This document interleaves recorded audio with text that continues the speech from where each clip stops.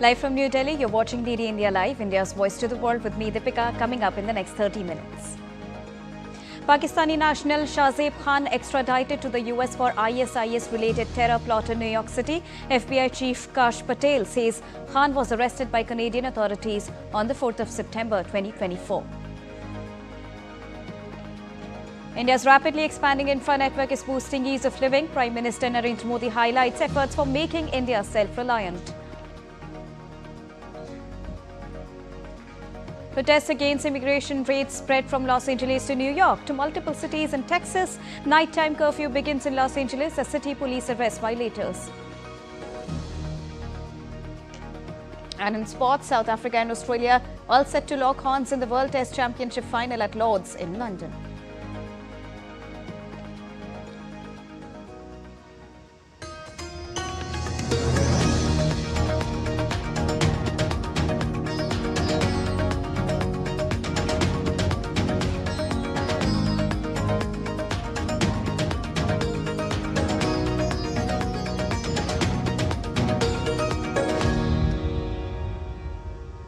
Good afternoon to all the viewers joining us at this afternoon broadcast. To begin with the latest, Mohammad Shahzeb Khan, a Pakistani citizen residing in Canada, was extradited to the United States on charges of attempting to provide material support to ISIS and attempting to commit acts of terrorism. Towards the end of the last year, Khan allegedly planned to travel from Canada to New York and carry out a mass shooting in support of ISIS at a Jewish center in Brooklyn. Khan allegedly planned his attack to occur on the 7th of October last year, the one-year anniversary of the Hamas terrorist attack in Israel. FBI teams and its partners exposed the plans and shut them down, and Khan was arrested by the Canadian authorities on the 4th of September last year. He has now arrived in the United States and will face justice.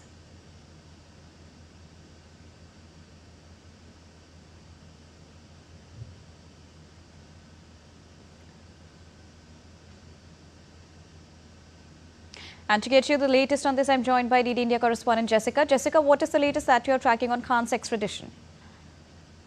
Well, as you saw the statement from FBI Director Kash Patel just a short while ago, where he said that a Pakistani national who was based in Canada was extradited to the United States, as your report also pointed out, specifically for handling the entire operations jointly with ISIS.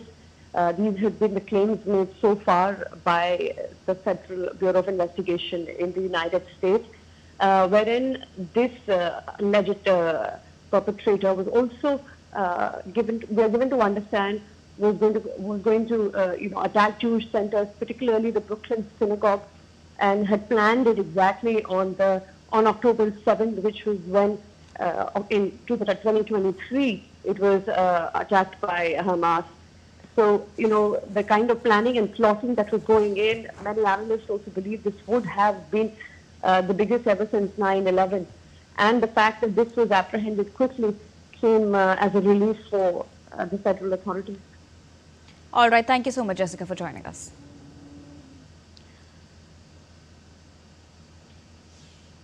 External Affairs Minister Dr. S. Jaishankar on Tuesday sharply criticized Pakistan during his official visit to Brussels, labelling it Terroristan, while urging the international community to adopt a zero-tolerance approach towards terrorism and nuclear blackmail.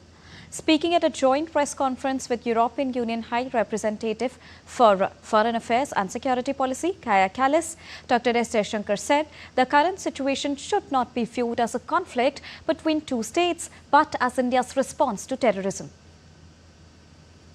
This is not a conflict between two states per se. This is actually a response to the threat and to the practice of terrorism. So, I would urge you to make it, don't think of it as India-Pakistan, think of it as India-Terroristan. Kaja Kallas also reiterated European Union's strong condemnation of Pahalgam terrorist attack. She stressed that India has the right to protect its citizens in accordance with the international law. I want to reiterate the EU's strong condemnation of the terrorist attack in Pahalgam, Jammu and Kashmir. Those responsible must be held accountable. India has the right to protect its citizens in accordance with the international law. The joint presser came as the two sides concluded the first India-European Union strategic dialogue. In all, the two sides held productive discussions on deepening cooperation in defence, maritime security, counter-terrorism, cyber and AI, space and defence industry collaborations. They also shared perspectives on Indo-Pacific, situation in Europe and West Asia. In all, Dr. S. Jaishankar stressed that as political democracies, market economies and pluralistic societies, India and the European Union share many convergences in an increasingly multipolar world. Earlier, Dr. S. Jaishankar called on European Union Commission President Ursula von der Leyen. The minister welcomed her strong condemnation of terrorist attack in Pahalgam and solidarity in combating terrorism.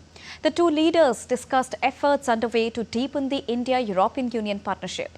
They also agreed on potential benefits of stronger cooperation in trade, technology, connectivity and security for both the regions. Now, pointing to Operation Sindoor as a sign of change in the country's attitude towards national security, Defence Minister Rajnath Singh on Tuesday at an event in Dehradun urged international community to stop funding Pakistan. He said that a large part of this financial aid is spent on terrorism. Pakistan को जो पैसा या आर्थिक सहायता मिलती है, उसका एक बड़ा हिस्सा आतंकवाद के कारखाने में खर्च किया जाता है। और ये बात पूरी दुनिया के सामने आ रही है। पाकिस्तान को फंडिंग का मतलब है आतंकवाद के इंफ्रास्ट्रक्चर को फंडिंग। इसलिए मुझे लगता है कि अंतर्राष्ट्रीय समुदाय को, इंटरनेशनल कम्युनिटी को इस फंडिंग को, विदेशी फंडिंग को बंद करना होगा। पाकिस्तान आतंकवाद की नर्सरी है, इसे अब खाद पानी नहीं मिलनी चाहिए। Defence Minister Rajnath Singh has come down heavily on the United Nations for what he described as a shocking and ironic decision to appoint Pakistan as the Vice Chair of United Nations Counter-Terrorism Committee. In a strongly worded statement, Singh said the move is akin to making the cat guard the milk, especially when the world knows Pakistan's long-standing track record of sheltering and glorifying terrorists. आज दुर्भाग्यवश हाल के वर्षों में United nation ने कि कई निर्णयों पर सवालिया निशान लग रहे हैं। साथियों, सबसे हालिया उदाहरण है कि संयुक्त राष्ट्र सुरक्षा परिषद द्वारा पाकिस्तान को काउंटर टेररिज्म पैनल का वाइस चेयर यानी उपाध्यक्ष बनाया गया है। और हैरानी की बात यह है कि यह काउंटर टेररिज्म पैनल 9/11 हमले के बाद गठित किया गया था। और हम सब जानते हैं कि 9/11 का हमला किसने किया था। और यह भी किसी से छिपा नहीं है कि उस हमले के मास्टरमाइंड को पाकिस्तान ने शरण दी थी। यह तो एक तरह से बिल्ली से दूध की रखवाली करवाने वाली बात है मित्रों। और पाकिस्तान को काउंटर टेररिज्म पैनल का वाइस चेयर और यानी उपाध्यक्ष बनाया जा रहा है। इससे बड़े दुर्भाग्य की बात क्या हो सकती है। आज मैं इस फोरम से कहना चाहता हूं कि इंटरनेशनल कम्युनिटी को इसका कॉग्निजेंस लेना चाहिए। The Defence Minister went on to reiterate his previous advice to Pakistan, saying that Pakistan should seek India's help if it is unable to take action against terrorism on its own soil. Bharat चाहता है कि आतंकवाद पाकिस्तान सहित पूरी दुनिया से खत्म हो, क्योंकि यह पूरी दुनिया के लिए एक गंभीर चुनौती है।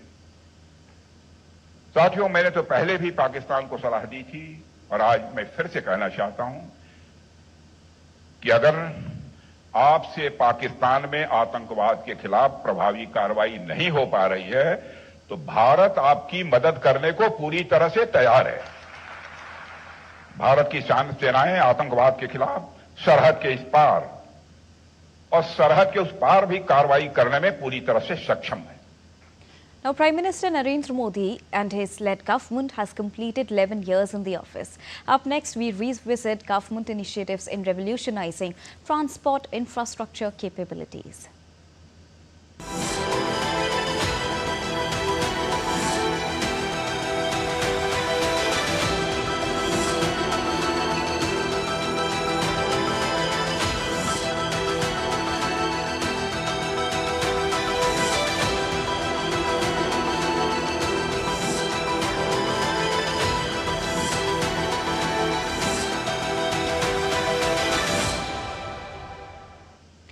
India celebrates 11 years of transformative infrastructure development under the visionary leadership of Prime Minister Narendra Modi. It is a decade of reshaping India's landscape with world-class connectivity, engineering marvels, and a future-ready foundation. Here's a report. Over the past decade, India has witnessed an unprecedented scale of infrastructure development driven by a holistic and integrated approach. India now boasts world-class roads, railways, airports, and more. From the Atal Tunnel to the Statue of Unity, these projects are not just about buildings and bridges, they are about building a stronger, self-reliant India that stands tall on the global stage. Major national initiatives like Pragati, PM Gati Shakti, the National Logistics Policy, Bharatmala, Sagarmala, and Udan have collectively shaped the vision of a connected and competitive India. This is not just about infrastructure, it is about laying the groundwork for a prosperous, connected, and sustainable Bharat. Let's amplify these milestones using 11 years of infra revolution and celebrate the monumental strides India has taken. Anchored in key policy reforms and mission mode projects, this transformation has not only expanded physical connectivity but also elevated economic productivity, reduced logistic costs, and enhanced service delivery. Now let's take a look at some of the major transformation in transport sector. PM Gati Shakti unified planning across 44 ministries and 36 states and union territories on a GIS-based platform. National highways grew by 60% from 91,287 kilometers to 1,46,204 kilometers. Highway construction pace rose to 34 kilometers per day. Bharatmala, 26,425 kilometers were awarded, 20,378 kilometers constructed. Now 7.8 lakh kilometers rural roads have also been completed between 2014 and 2025. PMGSY the fourth to connect 25,000 habitations by the year 2029. Not only this, 68 Vande Bharat trains are running across 333 districts. Now, over 45,000 kilometers of rail electrification also completed since the year 2014. If we talk about safety, Kavach has been deployed on key routes. 1,790 lifts and 1,602 escalators have been installed for accessibility. 88 airports have been operationalized under the Udan scheme. Over 1.51 crore passengers have been flown under regional connectivity. Digi Yatra adopted in 24 airports have over 5.22 crore users. Drone policy and MRO reforms boosting local aviation ecosystem.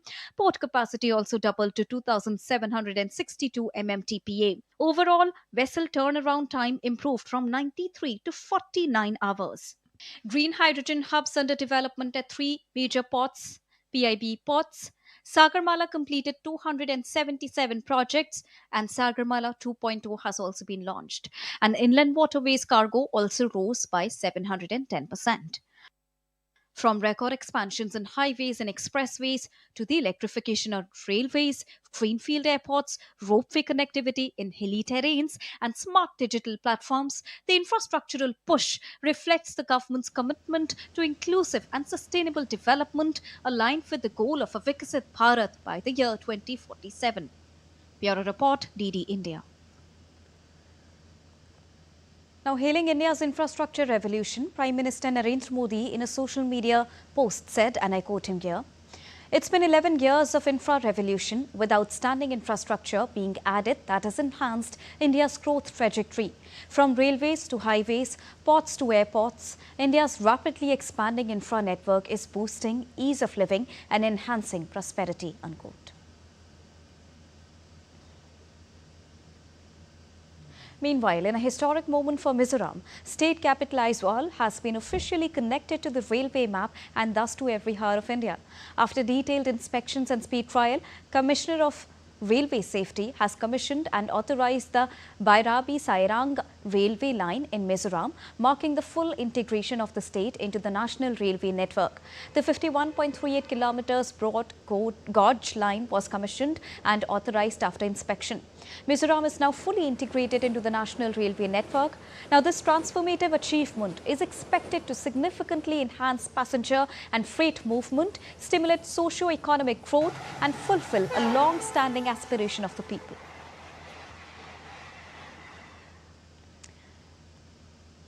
Time to take a short break. We'll be right back.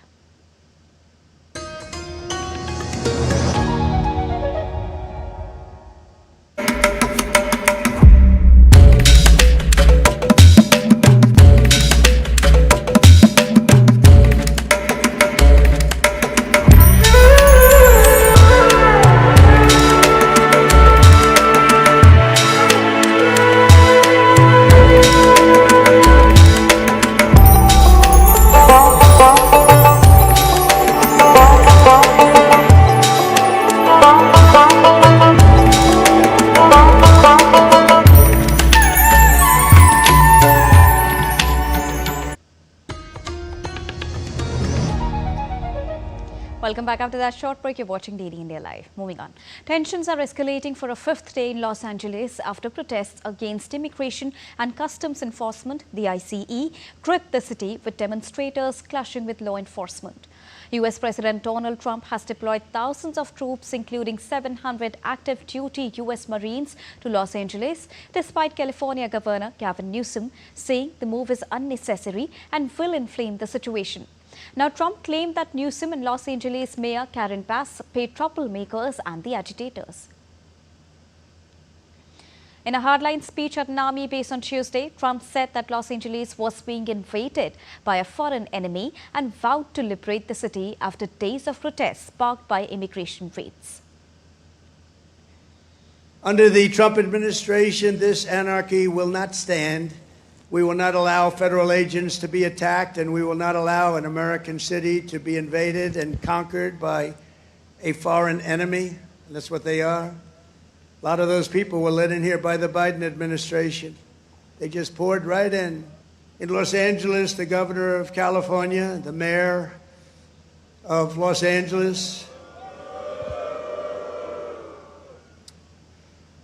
they're incompetent, and they paid troublemakers, agitators, and insurrectionists. They're engaged in this willful attempt to nullify federal law and aid the occupation of the city by criminal invaders. That's what it is. They're invaders, no different. An overnight curfew went into effect and protests hit downtown Los Angeles on Tuesday. The city has seen 5 days of public protests since the Trump administration launched a series of immigration raids. Los Angeles Mayor announced a local emergency curfew in effect starting tonight in the U.S. Bass said violence, crime and vandalism would not be tolerated, vowing police would hunt down the wrongdoers. I wanted to let the city know that I have declared a local emergency and issued a curfew for downtown Los Angeles to stop the vandalism, to stop the looting. Many businesses have now been affected by or vandalized. Last night, there were 23 businesses that were looted. And I think that if you drive through downtown LA, the graffiti is everywhere and has caused significant damages to businesses and a number of properties. Now, California Governor Gavin Newsom on Tuesday condemned Trump's deployment of U.S. Marines and National Guard troops to Los Angeles. Newsom accused the president of bypassing state authorities and inflaming what had been a winding down protest movement. Donald Trump, without consulting California law enforcement leaders, commandeered 2,000 of our state's National Guard members to deploy on our streets, illegally and for no reason. This brazen abuse of power by a sitting president inflamed a combustible situation, putting our people, our officers, and even our National Guard at risk. Now, protests took place in other cities including Chicago, New York, Washington and Atlanta.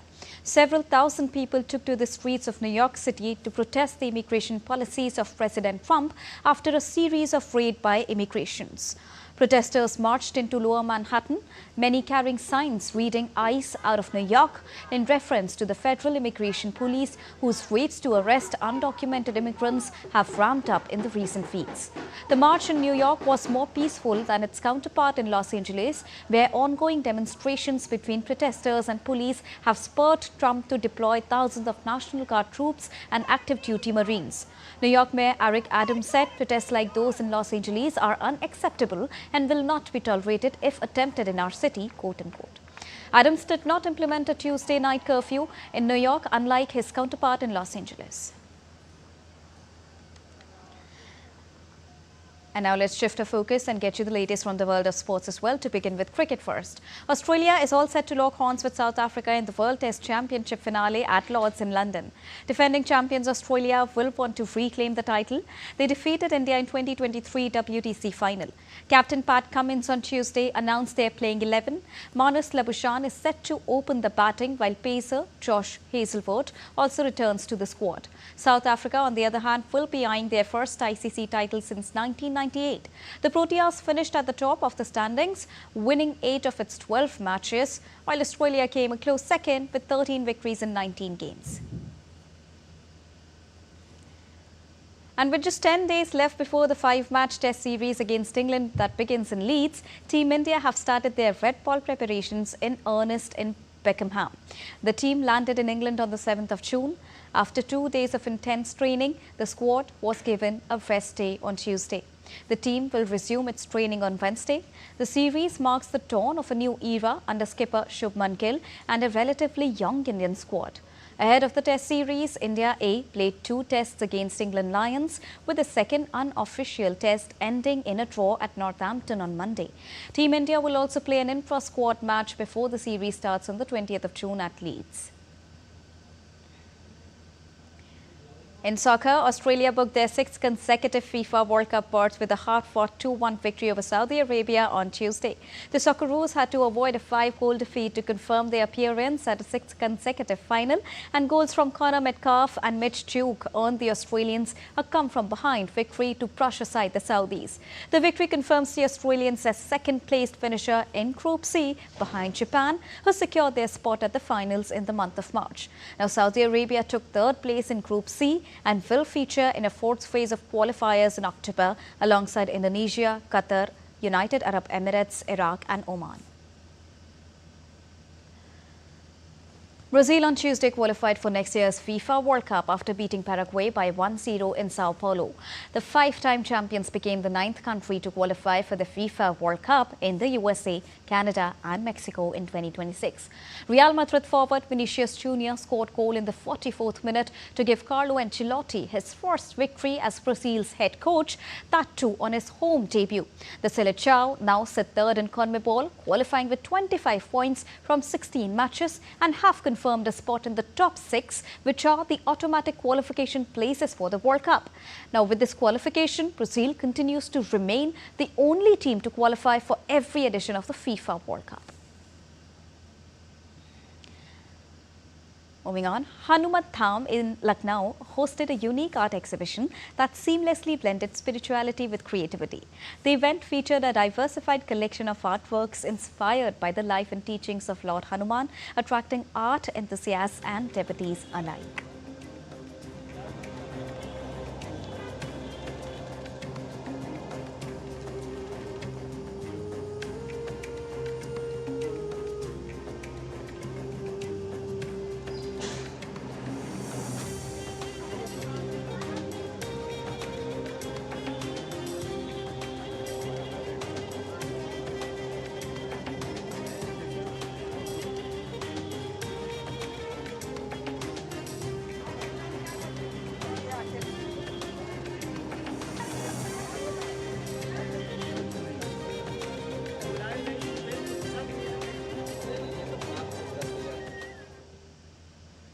And that's all for this edition of DD India Live. But do let us know your thoughts on the news of the day. For those on the go, you can get all the latest news and updates from India and across the world on the DD India mobile app. The app is available on both Android and iOS platforms. Scan the QR code on the screen to download it right now.